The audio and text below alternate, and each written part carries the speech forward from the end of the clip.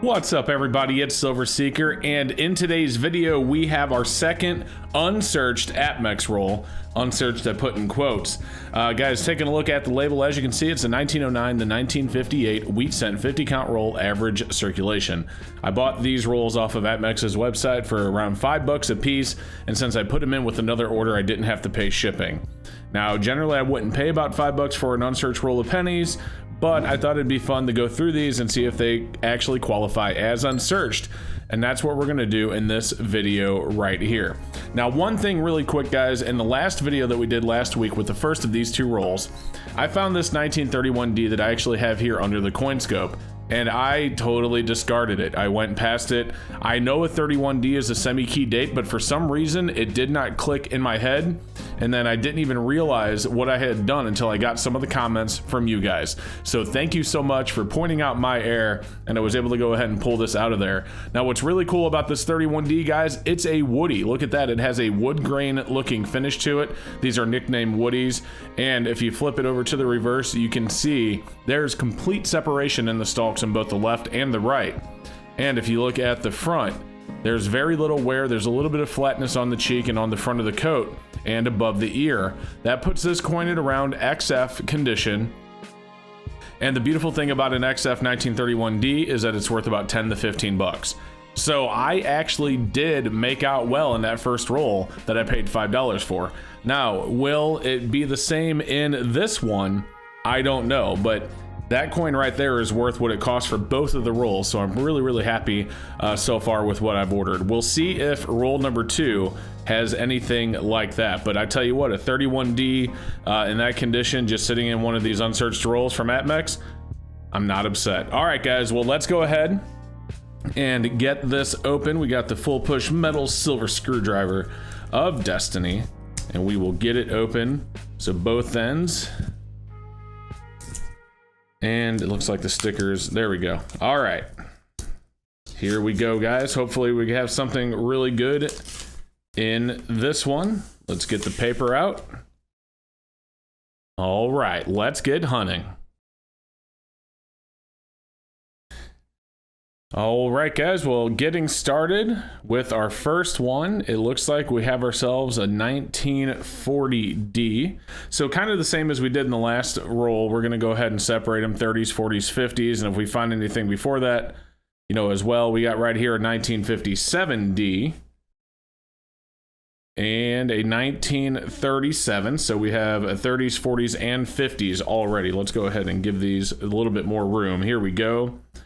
All right, next up, guys, 1952 Denver.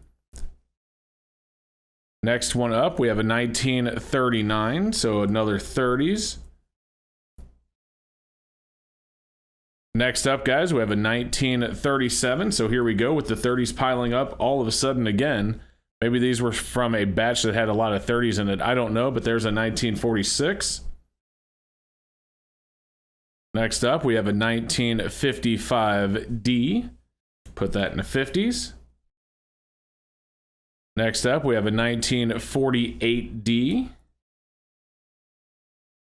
And now we have a 1941D, so we're getting more 40s now. 1953D. That's a 1930. All right, we got a 1930 there. Next up, we have a 1939 that actually took the camera a second to focus on that one, I guess, because the coin was so muddled. Next up, guys, we have a 1956, looks like a 56D. And a 1953D. And a 1941S. All right, so we got our first S mint, although it's very chewed up. We got a 1952 Philly. And a 1956 Philly. 1951 Philly. Now we're getting the 50s. 1939 Denver. 1946 Philly.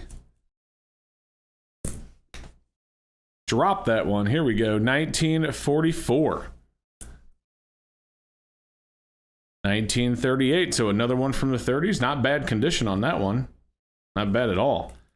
Unfortunately, not a semi-key like the 31D that I totally overlooked. There's a 1944.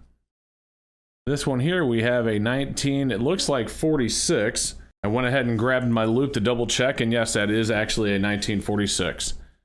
All right, next up, guys, we have a 1950 Denver.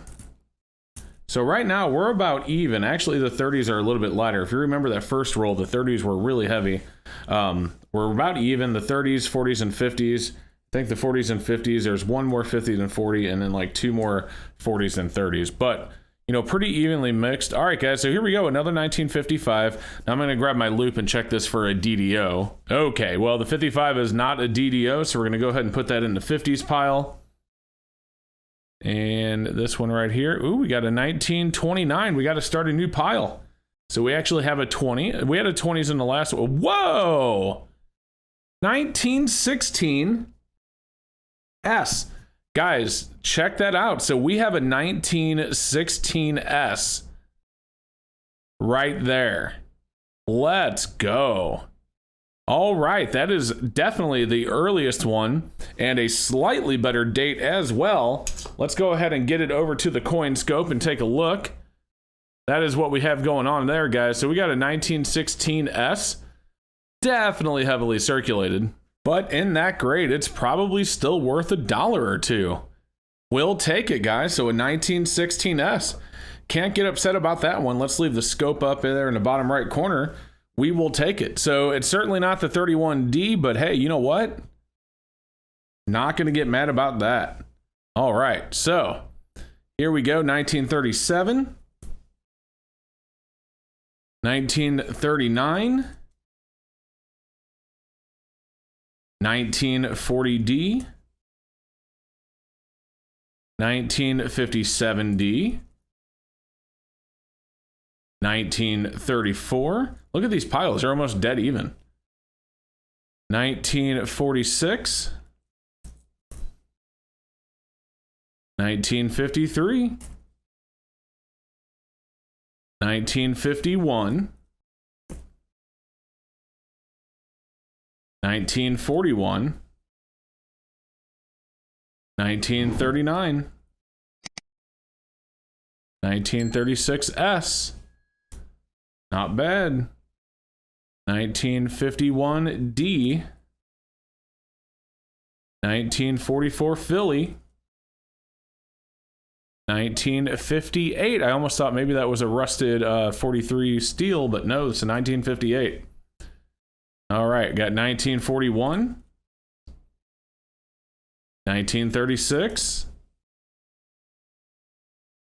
1940D, 1944, 1944, and a 1957. So as you can see, guys, we have one more 50 than we do 40s, and then the 30s ended up losing this time. Still a decent number of 30s, and then this one here is in the 20s, and then under the scope, guys, we have that 1916S. So very, very cool. I'll take it. That's another decent find. It's nothing like the 31D of the other roll, but still very, very exciting that we can actually find something in here. An early date estimate in the middle of that roll right there was really, really cool. So that is it, guys, for the two rolls. I may order more of these in the future. We'll just see how you guys like watching these videos. I definitely don't mind doing them. It fills up my Wheatie box, although I have plenty of Wheaties from that 5,000 Wheatie hunt I did a long time ago. That being said, not mad about picking up some more Wheaties for the box anyway, and at the same time, it's always fun to hunt them and see if we can find anything. And the bigger sampling that we get, the more of them that we look through, the better idea we have. Again, this is a very, very, very small sample size. It's certainly not anything that you could make any sort of determination on as to how searched they are, just because it's such a small sample size. 100 Wheaties out of, you know, the millions that AppMex probably has. I mean, we would need to go through boxes of rolls of these, in my opinion, but it's still a whole lot of fun. So guys, let me know down below if you like this video and you want to see more like this. I definitely appreciate you watching, guys. If you haven't done so yet, do me a favor before you go, make sure you like and subscribe, and we will see you in the next one. Thank you so much for watching the video, guys. I just want to quickly give a huge shout out to my awesome channel members. It's support like yours that make these videos possible. So once again, thank you. Guys, I left the video over there. If you haven't seen it yet, make sure you go and check that one out as well. And if you haven't subscribed to my channel yet, I'd appreciate a sub if you liked the content. Otherwise, thank you again, and we will see you next time.